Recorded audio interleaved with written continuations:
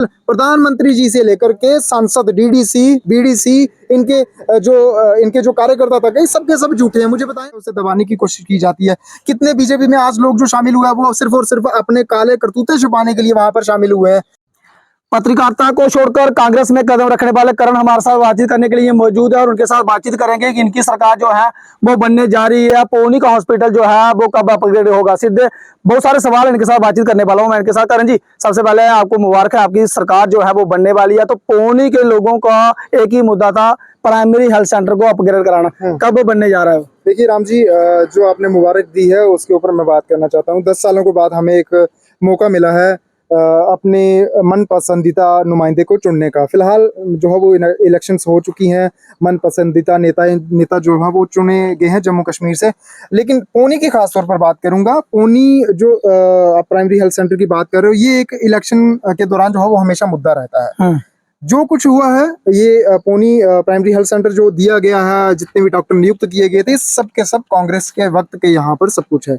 कांग्रेस का जैसे ही यहाँ से जो है वो रूल हटने लगा, तो ये जो है वो यहाँ पर डॉक्टरों की नियुक्ति बढ़ाने की बजाय जो है वो कम होती गई। सिर्फ और सिर्फ इस पौनी हेल्थ सेंटर के ऊपर राजनीति हुई है। मुझे बताइए, डीडीसी से लेकर के विधायक जब अजय नंदा जी थे, तब से लेकर के आज दिन तक हुआ क्या है? सांसद जो जुगल किशोर शर्मा यहाँ से जीत करके गए हैं, मुझे वो जवाब दें, पौनी की जनता को वो जवाब दें। आपने कहा था कि 15 दिन के बाद, जुगल किशोर हूं मैं, मेरे 15 दिन जीतने के बाद जो हो यहाँ पर डॉक्टर नियुक्त हो जाएंगे। जुगल किशोर जी, आप भी हवाबाई हो गए हो, पौनी की जनता भी जो हो गुमराह कर दिया आपने। आप हो क्या चीज? खाली झूठे वादे, खाली झूठे वादे। पूरे जम्मू कश्मीर में यही हाल है बीजेपी का। सिर्फ और सिर्फ ये इनका मुद्दा एक ही रहता है, हिंदू मुस्लिम, हिंदू मुस्लिम, हिंदू खतरे में, मुस्लिम खतरे में। भाई कोई खतरे में नहीं है। मैं हिंदू हूँ, मुस्लिम खतरे में नहीं है। मैं हिंदू, मैं खतरे में नहीं हूँ क्या? मैं हिंदू नहीं हूँ? मैं हिंदू के सिस्टम को नहीं जानता हूँ क्या? मैं पूजा पाठ नहीं करता हूँ क्या? मैं सब कुछ करता हूँ, मुझे किसी की सर्टिफिकेट लेने की जरूरत नहीं है। इन्होंने सिर्फ और सिर्फ जो कटाक्ष हमेशा किए हैं, हिंदू मुस्लिम के भाईचारे को खत्म करने की बातें हमेशा इन लोगों ने की है। मुझे आज सिर्फ और सिर्फ मुझे और पौनी की जनता को जवाब दे सांसद जुगल किशोर शर्मा जी, कि आपने पौनी के बीच भरी सभा में ये कहा था कि 15 दिन जब बीत जाएंगे मेरे जीते हुए, तो मैं सबसे पहला जो है वो काम पौनी में डॉक्टर नियुक्त करने का करूंगा। वो भी हवाबाई हो गए, वो वैसा का वैसा ही है। उल्टे जो 2-3 डॉक्टर हैं वो भी समय पर नहीं आते हैं। पौनी की जनता जो है वो गुमराह हर समय क्यों होती है? मूलभूत सुविधाएं हैं जी, ये डॉक्टर मिलना या ये हेल्थ फैसिलिटी मिलना, ये मूलभूत सुविधा है। आप जो है वो हमेशा जो है राजनीति हिंदू मुसलमान के ऊपर करते हो। और दूसरी रही बात, पौनी के लोगों को अभी तक कितना बेवकूफ बनाया गया। डीडीसी ने बेवकूफ बनाया था। उन्होंने कहा था कि पौनी को अपग्रेड करेंगे, यहाँ पर सब मजिस्ट्रेट यहाँ पर बनाएंगे, सब कुछ करेंगे, लेकिन कुछ भी हुआ? मुझे बताएं, उनके घर पर लोगों ने कांग्रेस को वोट क्यों नहीं दिए? रियासी विधानसभा से 3 सीटों पे अलायंस था आपका, वहां पर आप लड़ रहे थे, लेकिन ऊपर वाली साइड माहौर में उसमें आपने जो है वो एक सीट एनसी की तरफ जो थे उन्होंने जो है वो सीट निकाली है। वहां पर दोनों सीटों पे हार गए। क्या उम्मीद थी कि दोनों सीटें आप यहाँ पे हार जाएंगे? इतने की उम्मीद थी कि हारने की? देखिए, हमें उम्मीद से बढ़कर हमें साथ मिला है।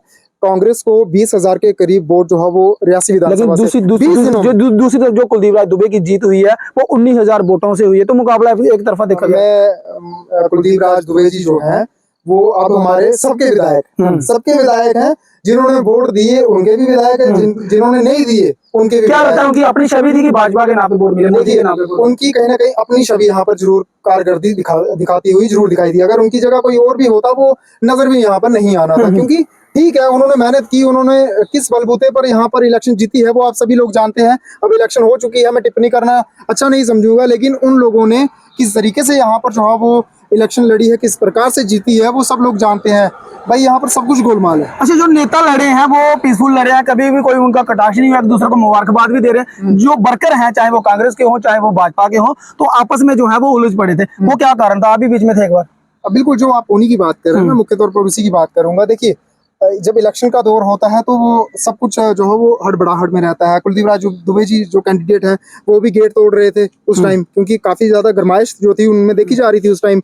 माहौल ही एक कुछ ऐसा होता है। और अब की अगर बात करें हम पहले भी भाईचारे के साथ रहते थे, हम आज भी भाईचारे के साथ रहते हैं। ये राजनीति जो है वो हमें सिर्फ इलेक्शन तक रखनी वो चाहिए। खत्म? अब खत्म है। पहले भी जो है वो हम इतने बुरे तरीके से किसी के साथ जो है वो ट्रीट जो हमारी तरफ से जो थी वो नहीं हुई थी। लेकिन पौनी मुख्य बाजार में जो घटना हुई थी, जिस घटना के ऊपर आप प्रकाश डाल रहे हैं, मैं उसी के ऊपर बात करूंगा।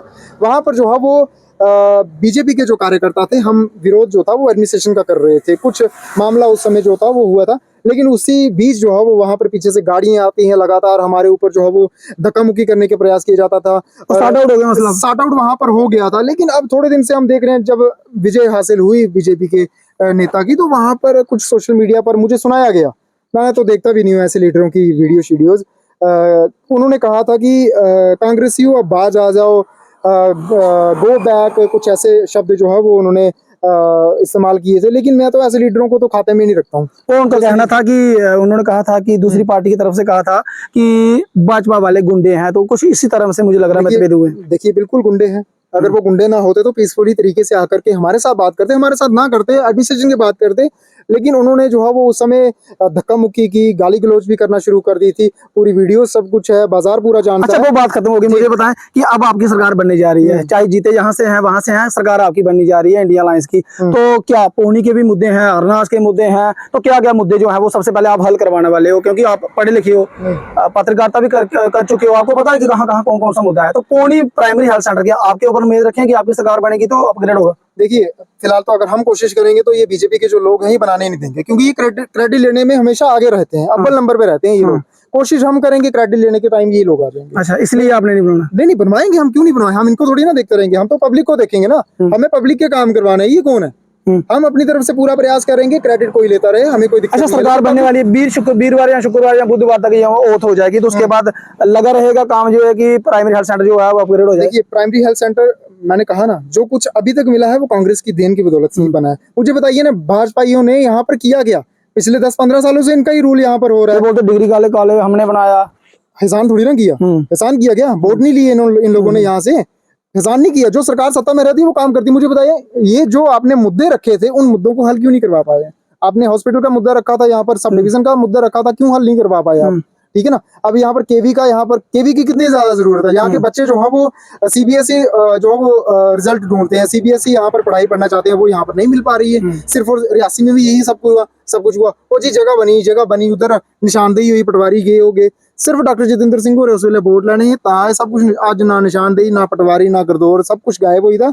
सिर्फ और सिर्फ जुमलेबाजी। एक नॉर्मल एग्जांपल जो है मैंने दे दी है जुगल किशोर शर्मा जी की, जिन्होंने कहा था कि 15 दिन सरकार बनने के बाद सेंटर में हम यहाँ पर अपग्रेड कर देंगे जी, हॉस्पिटल यहाँ पर डॉक्टर दे देंगे। सो कुछ भी नहीं बना। जम्मू कश्मीर में आपकी सरकार बनने जा रही है, तमाम वादे किए गए थे, वो तमाम वादे पूरे होंगे? जैसे गैस सिलेंडर जो है वो कुछ साल के कुछ फ्री मिलेंगे, 200 यूनिट बिजली जो है वो फ्री मिलेगी, तो वो होने जा रही है? देखो स्मार्ट मीटर लगना शुरू हो गए हैं, ये कांग्रेस की देन नहीं है, ये बीजेपी वालों की। आप कांग्रेस वालों उखाड़ेंगे?